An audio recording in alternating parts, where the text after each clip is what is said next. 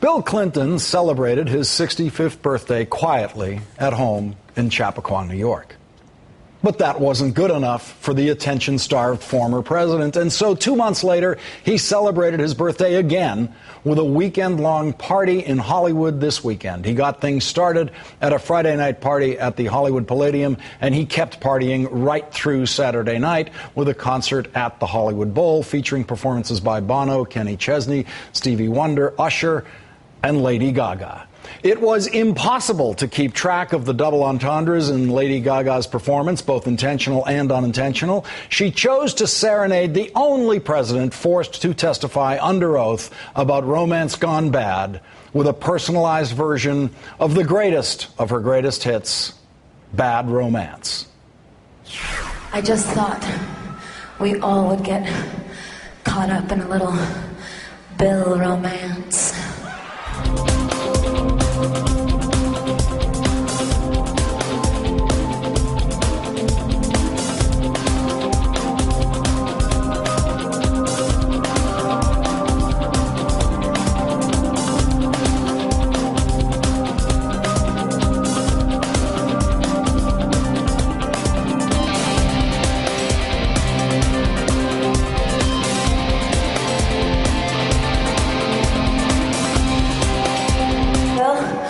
Having my first real Marilyn moment.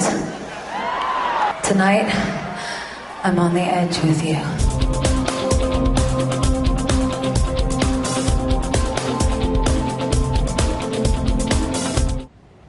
When it was his turn to take the stage, Bill Clinton did nothing to distract attention from some uncomfortable parallels. I mean, how cool is it to be 65 and you get Lady Gaga? Come on. She said she was going to have a Marilyn moment, and I thought, my God, I get Lady Gaga and I will have a heart attack celebrating my 65th birthday. Joining me now, Bloomberg View columnist and MSNBC political analyst Jonathan Alter. Jonathan, thank you very much for joining us tonight. Hey, Lawrence. I don't know where to begin. It just doesn't get weirder than that. And there's former First Lady, current Secretary of State Hillary Clinton, who we all know has had these very difficult discussions with her husband while president about his bad romance choices. It was a long time ago. Guys, but what's the statute of limitations on the public memory of these kinds of associations? Well, first of all, there's no statute of limitations on what this was based on, which was Marilyn Monroe singing a very sexy version of Happy Birthday, Mr. President, to John F. Kennedy in 1962. So this is almost but the 50th let's finish it for the kids out there. Yeah. Is it, to your satisfaction, documented that Marilyn Monroe was, in fact, having an affair with President Kennedy? No. But it's off. It's like presumed. It's awfully close, right? Look, you can be thankful that it wasn't Monica Lewinsky herself that was out there doing a beret next step number, you know?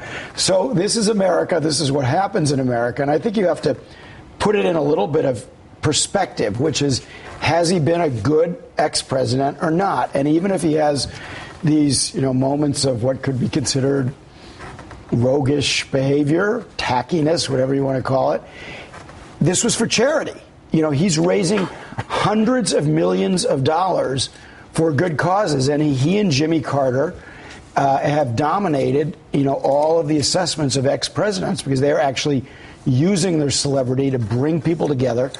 And but Jimmy Carter has never had a birthday party like that. Jimmy Carter does not party in Hollywood for 2 nights in a row, 2 months after his birthday. I mean, I was a wet blanket, on these things. I was a little bit of a prude in the 90s when he was president of the United States. And, he was talking about intimate details of his sex life. In depositions that ran on television. Mm-hmm. That was humiliating for this country. This is not. This is just. But how hard is it to steer clear of these references and these echoes, and instead of standing on a stage and laughing about these echoes? I guess I can't get too worked up about it, but I do think that it is helpful to remind people that this guy was impeached for things that people really disapproved of at the time. So there's been some publicity lately I think it's actually inaccurate that there are folks in the Obama White House who worked for Bill Clinton who long for the days of Bill Clinton. That's simply untrue based on my reporting, because it was misery for them for much of the second term because of the Lewinsky scandal and the impeachment battle. And there is a tendency to forget this. So when he steps into a situation like this and those memories come flooding back, it can make people think, maybe things aren't quite as bad in the White House as we've been hearing lately. And this was a fundraiser for charity, and if you want to get people there and sell tickets, no one can do that better than Lady Gaga.